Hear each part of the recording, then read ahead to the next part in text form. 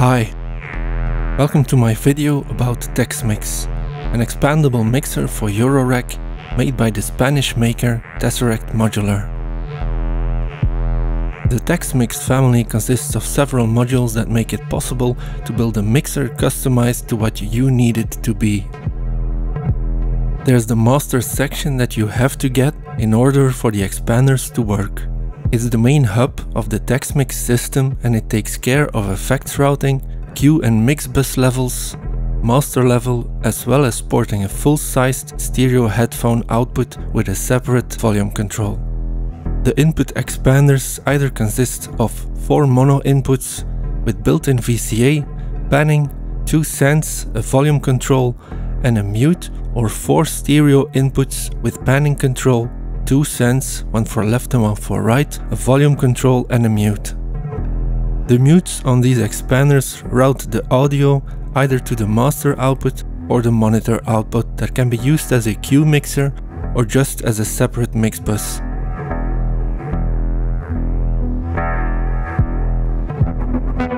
There's 2 expanders that add 8 direct outs to either one stereo input expander or up to 2 mono input expanders.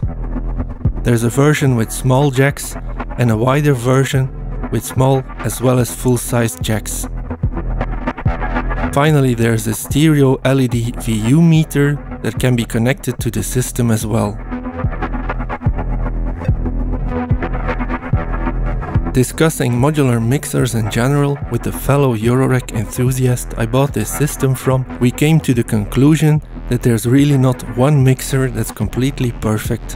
And TEX, like any other eurorack mixer I've come across, has a lot of pros, but also a few cons, which I will discuss in this video. Keep in mind though, that this mixer is, for lack of a better word, really cheap. And for the price it packs a lot of must-have functionality, and in my experience the cons, for example the non-silent mutes, haven't been a problem at all.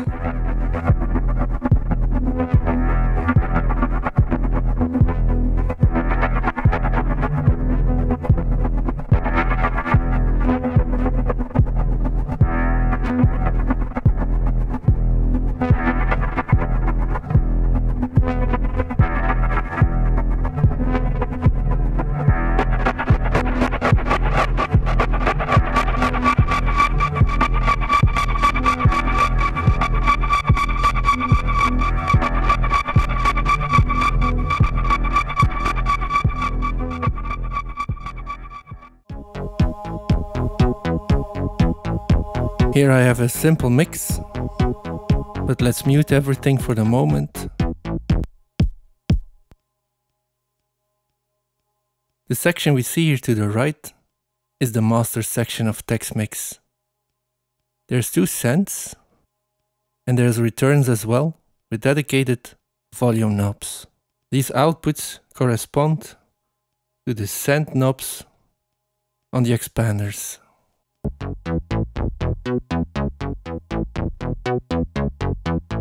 The master level control, as you would expect, controls the master level. It's connected with a dotted line to the stereo master outputs. I'm using the gray cables here, patched into the stereo master output. Below that is the Q master mix control. But for this monitor output, it really depends on how you set the master section up.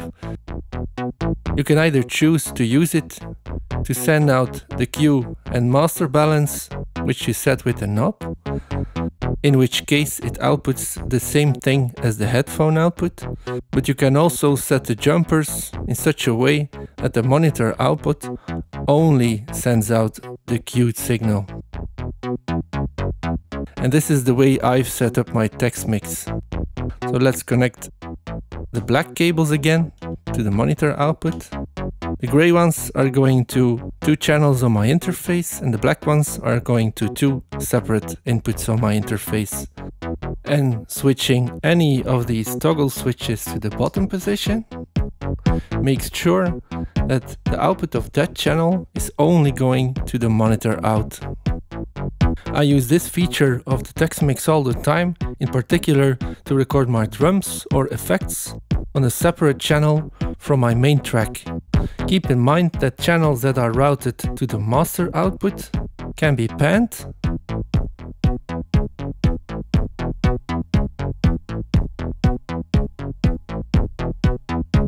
but the channels routed to the monitor out cannot.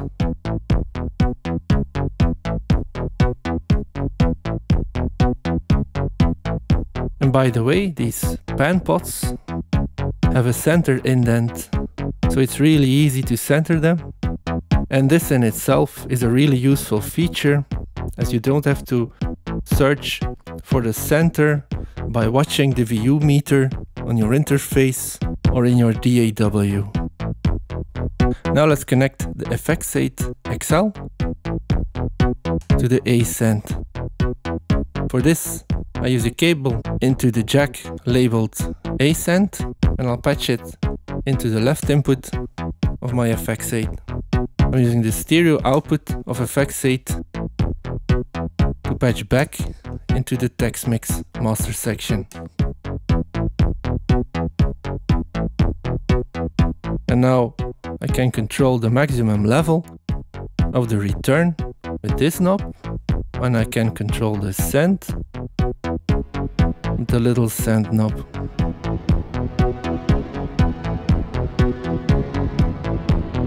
Of course, I'm going a bit overboard with the effects, just so you can hear what's happening.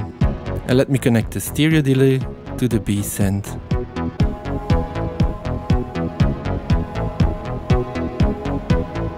You've noticed I've turned up the knob for send B, but nothing's happening. Of course, that's just because I still have to turn this knob, controlling the maximum level of the B return.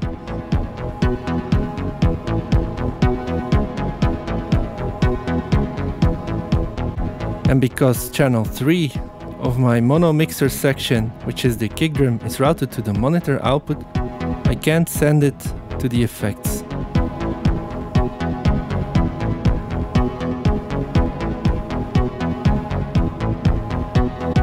Now I've told you already that you can't pan anything that's been routed to the monitor output,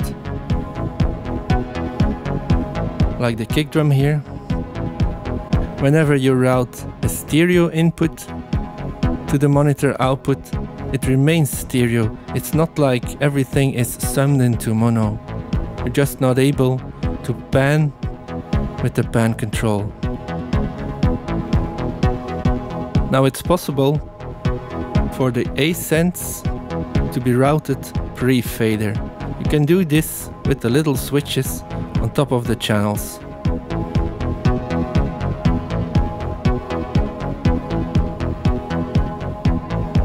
Let me mute the kick drum and the wavetable. Let me remove the delay and switch this one to pre-fader. This means that whatever position you set the send knob will remain the level this channel is being sent into the effect. And this is a really interesting feature, as you can use effects completely wet. And you can bring in the dry sound slowly.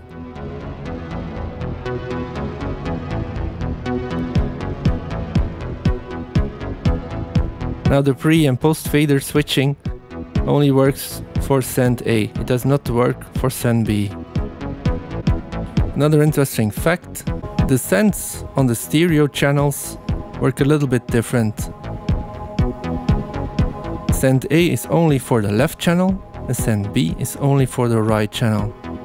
And by doing it this way, Tesseract Modular ensured we could use true stereo effect sends with stereo inputs. So if you want to send this wavetable in stereo to an effect, you could do this. In fact, let me demonstrate. Let me remove the delay send and let me connect the B send to the second input on my effects 8 instead.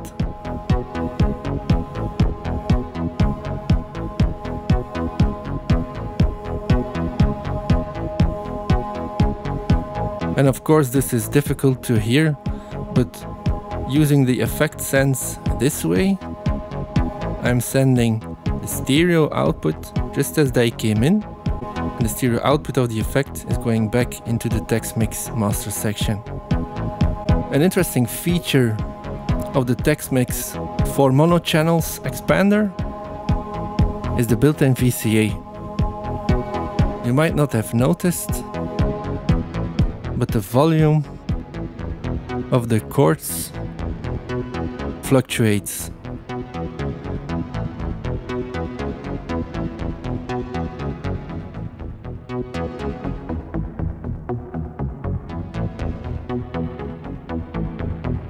And this is simply because, let me remove this.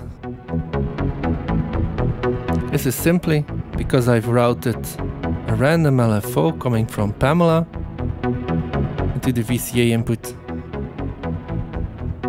Instead of using it this way, you could just as well use it to build your voice. For example, use it right after the filter to shape the sound. Of course, you can also send in LFOs that are bipolar, but it's a 2-quadrant multiplier, so it attenuates the signal completely when the modulator is going below 0. Let me try patching a sine LFO into it. Let's change the settings for the voice so it has a longer release.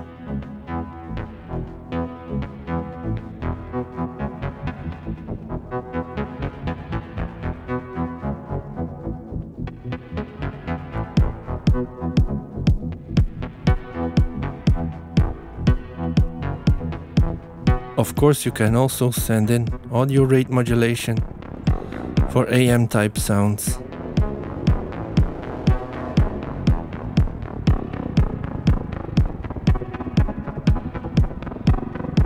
Now let me remove this modulation altogether.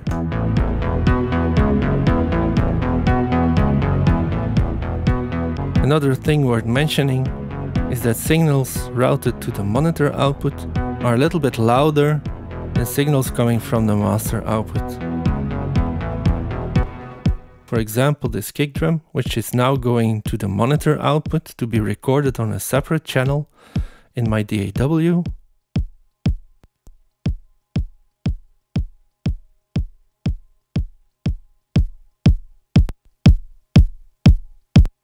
You can hear even when I turn the volume completely up. It's a little bit louder when I'm sending it to the monitor output.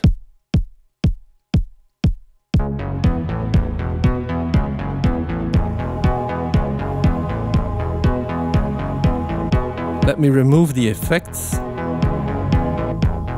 just to show you what you can do with the direct outputs.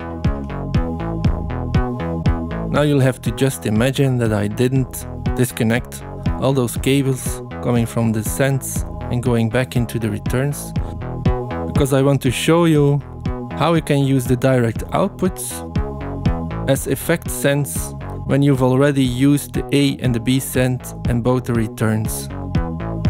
Now imagine just as before, I'm using the A send into my effects 8 and coming back to the returns here.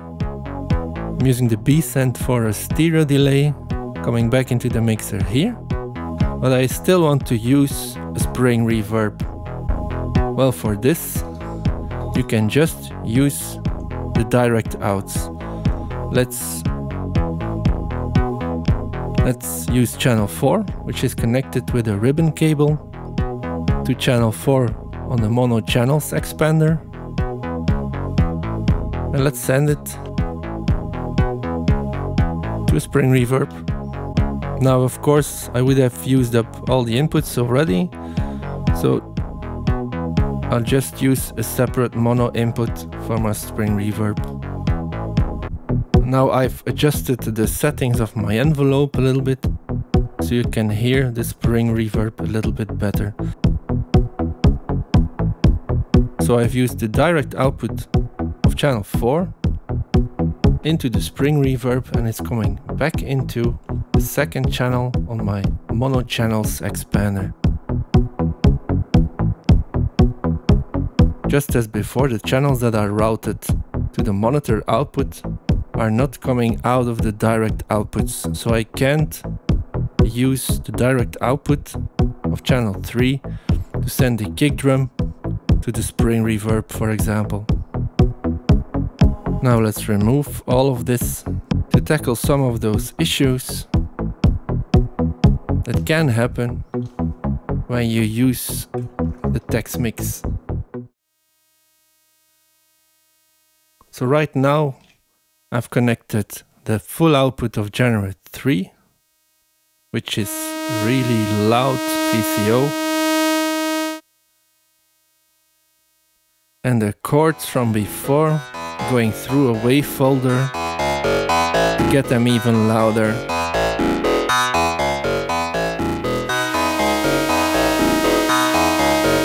I'll use these to try to demonstrate the signal bleed that's even mentioned in the manual of the TEX mix family.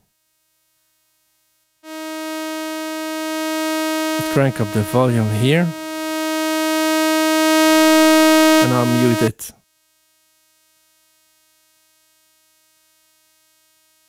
I'm going to change the tuning on Generate 3 to see if we can hear it in the background. And we can. But to be honest, this is a really obnoxiously loud signal.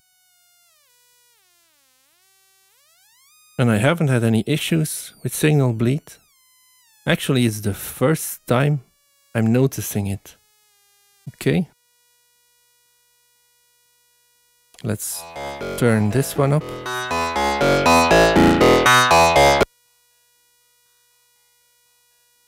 Can we hear this one?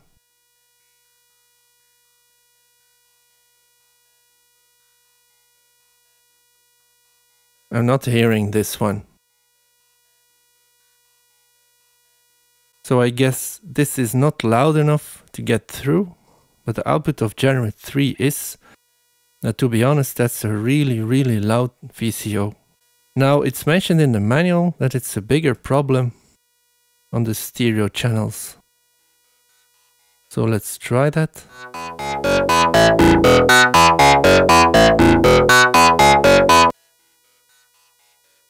And indeed, I can hear it really, really silently in the background.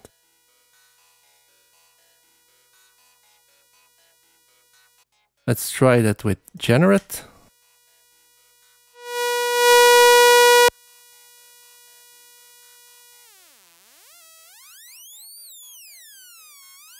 And while I'm changing the pitch of Generate 3, I indeed can hear it in the background.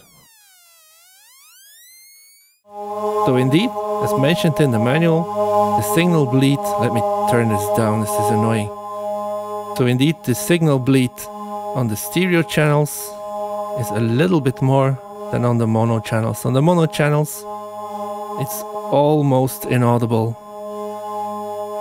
And while we're at it, let's tackle one other issue that might occur when you're using the TEX mix. The fact that the mutes are not silent. To try to demonstrate this, let's try using a sine coming from the fundamental output of Generate 3. Let's go really low. And let's mute it.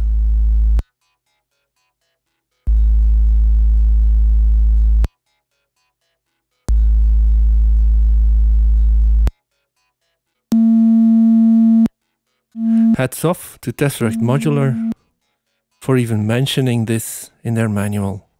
To conclude my overview of the TEX mix bundle, I really think the modules I have here make for a really interesting and really versatile mixer section.